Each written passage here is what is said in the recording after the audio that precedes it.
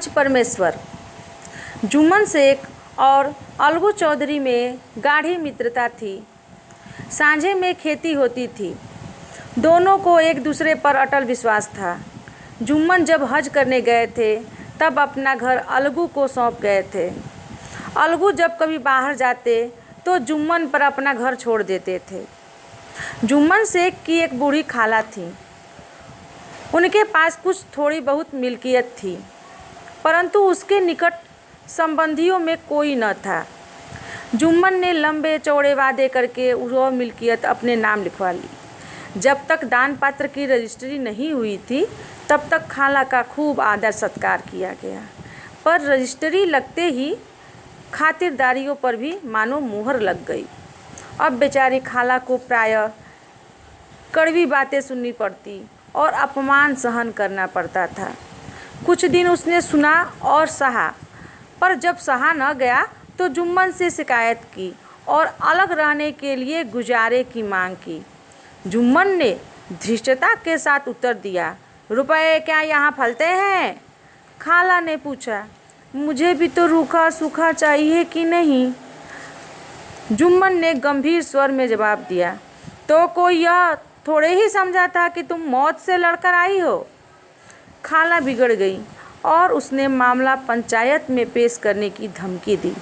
जुम्मन हंसे, जिस तरह कोई शिकारी हिरण को जाल की तरफ जाते देखकर मन ही मन हंसता है। वे बोले, हाँ हाँ ज़रूर पंचायत करा लो, अब फैसला हो ही जाए। मुझे भी यह रात दिन की खटपट पसंद नहीं है। पंचायत में किसकी जीत होगी, इस विषय में जुम्मन को कुछ भी संदेह नहीं था। ऐसा कौन था जो उसको अपना शत्रु बनाने का साहस कर सके। इसके बाद कई दिनों तक बूढ़ी खाला लाठी टेकती हुई आसपास के गांवों में दौड़ती रही। कमर झुककर कमान हो गई थी। एक एक पल चलना दूभर होता, मगर जो बात आ पड़ी थी उसका निर्णय करना जरूरी था। संध्या समय एक पेड़ के नीचे पंचायत बैठी। जुम्मन शेख ने पहले ही सारा प्रबंध कर रखा था। पंच लोग बैठ गए तो बूढ़ी खाला ने उनसे विनती की, पंचों, आज 3 साल हुए मैंने अपनी सारी जायदाद अपने भांजे जुम्मन के नाम लिख दी थी। इसे आप लोग जानते ही होंगे। जुम्मन ने मुझे जीवन भर रोटी कपड़ा देना कबूल किया था। साल भर तो मैंने रो धोकर काटा, पर अब रात दिन का रोना सहा नहीं जाता। अब न पेट को रोटी मिलती है और न ही तन को कपड़ा। तुम्हारे सिवा और किससे अपना दुख सुनाऊं? पंचों, तुम लोग जो राह निकाल दो तो उसी पर चलूं। मैं पंचों का हुक्म सिर माथे चढ़ाऊंगी। सरपंच किसे बनाया जाए, इस प्रश्न को लेकर जुम्मन शेख और खाला जान में कुछ कहा सुनी हो गई। खाला बोली, खुदा से डरो, पंच न तो किसी के दोस्त होते हैं और न दुश्मन, और तुम्हारा किसी पर विश्वास न हो तो जाने दो। अलगू चौधरी को तो मानते हो ना? लो, मैं उसी को अपना सरपंच बनाती हूँ।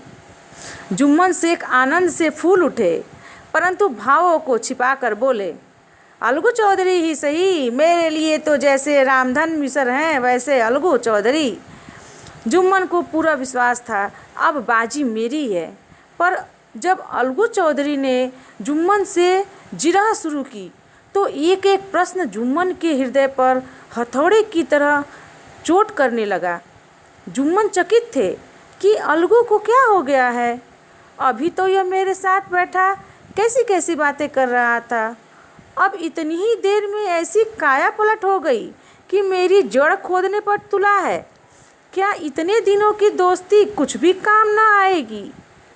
जुम्मन शेख इसी उधेड़ बुन में पड़े थे कि अलगू ने फैसला सुनाया। जुम्मन शेख, पंचों ने इस मामले पर विचार किया। उन्हें यह उचित मालूम होता है कि खाला जान को महीने का खर्च दिया जाए। बस यही हमारा फैसला है। अगर जुम्मन को खर्च देना मंजूर न हो तो रजिस्ट्री रद्द समझी जाएगी। इस फैसले से जुम्मन और अलगू की दोस्ती की जड़ हिल गई। वे मिलते जुलते थे, लेकिन उसी तरह जैसे तलवार से ढाल मिलती है। जुम्मन के मन में मित्र की कुटिलता आठों पहर खटका करती थी कि किसी तरह बदला लेने का अवसर मिले।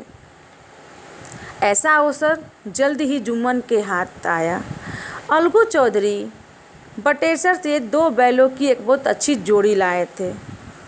दैव योग से जुम्मन की पंचायत के 1 महीने बाद इस जोड़ी का एक बैल मर गया। अब अलगू का अकेला बैल किस काम का। अब इसका एक ही उपाय है कि इसे बेच डालना चाहिए। गांव में एक समझू साहू थे। वह इक्का हाँकते थे। गांव से गुड़ घी लादकर मंडी ले जाते, मंडी से तेल नमक भरकर लाते और गांव में बेचते। इस बैल पर उनका मन लहराया। उन्होंने सोचा कि यह बैल हाथ लगे तो दिन रात बेखटके 3 खेप हो जाए। आजकल तो एक ही खेप के लाले पड़े रहते हैं। बैल देखा, मोल भाव किया और उसे लाकर द्वार पर बांध ही लिया। 1 महीने में दाम चुकाने का वादा किया। चौधरी को भी गरज थी, घाटे की परवाह न की। समझू साहू ने नया बैल पाया तो लगे रगड़ने। वह दिन में 3-3, 4-4 खेप करने लगे। न चारे की फिक्र और न ही पानी की फिक्र थी, बस खेपों में काम था। मंडी ले गए, वहाँ कुछ रूखा सूखा डाल दिया। बेचारा जानवर अभी दम भी नहीं ले पाया कि फिर से जोत दिया। अलगू चौधरी के घर तो चैन की बंसी बजती थी। कहाँ वह सुख चैन और कहाँ यह आठों पहर की खपत। महीने भर में वह पिसता गया था। एक दिन चौथी खेप में साहू ने दूना बोझ लादा।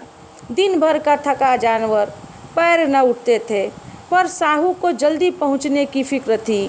अतः उन्होंने कई कोड़े निर्दयता से फटकारे। बैल धरती पर गिरा और ऐसा गिरा कि फिर उठ न सका। इस घटना को हुए कई महीने बीत गए। अलगू जब अपने बैलों के दाम मांगते तब साहू और साहुआइन दोनों ही झल्लाए हुए कुत्तों की तरह चढ़ बैठते और अंट संट बकने लगते। दोनों ने परामर्श किया कि इस तरह सिर फुटौल से काम नहीं चलेगा। पंचायत करा लो, जो कुछ तय हो उसे स्वीकार कर लो। साहू जी राजी हो गए। अलगू ने भी हामी भर ली। पंचायत बैठी तो रामधन मिश्र ने कहा, बोलो चौधरी, किसको पंच बदलते हो। अलगू ने दीन भाव से कहा, समझू साहू ही चुन लें। समझू खड़े हुए और कड़क कर बोले, मेरी ओर से जुम्मन शेख। जुम्मन का नाम सुनते अलगू का कलेजा धक धक करने लगा, मानो किसी ने अचानक थप्पड़ मार दिया हो। किसी ने पूछा, क्यों चौधरी, तुम्हें कोई उज्र तो नहीं। चौधरी ने निराश होकर कहा, नहीं, मुझे क्या उज्र होगी। सरपंच का मुख्य आसन ग्रहण करते जुम्मन शेख के मन में अपनी जिम्मेदारी का भाव पैदा हुआ। उन्होंने सोचा, मैं इस वक्त न्याय और धर्म के सर्वोच्च आसन पर बैठा हूँ। मेरे मुंह से इस समय जो कुछ भी निकलेगा वो देववाणी के समान है। अतः मेरा सत्य से तिल भर भी टलना उचित नहीं। पंचों ने दोनों पक्षों से सवाल जवाब किए।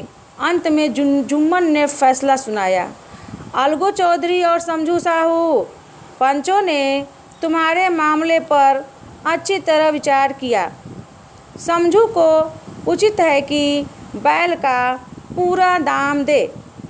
जिस समय उन्होंने बैल लिया उस समय उसे कोई बीमारी न थी। अगर उसी समय दाम दे दिए जाते तो आज समझू उसे फेर लेने का आग्रह न करते। बैल की मृत्यु का कारण केवल यह था कि उससे बड़ा कठिन परिश्रम लिया गया और उसके दाने चारे का अच्छा प्रबंध न किया गया। सरपंच का फैसला सुनकर अलगू चौधरी फूले न समाये, उठ खड़े हुए और जोर से बोले, पंच परमेश्वर की जय।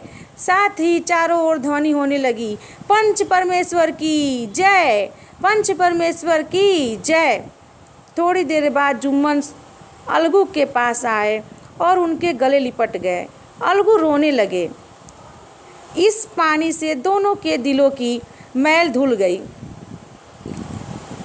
और मित्रता की मुरझाई लता पनप उठी।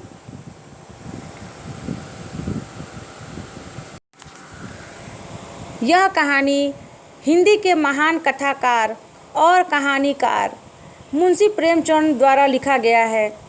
इन्होंने अपने किसी भी कहानी के माध्यम से सामाजिक प्रथा, कुप्रथा, भेदभाव, ऊंच नीच का सजीव चित्रण करते हुए किया है।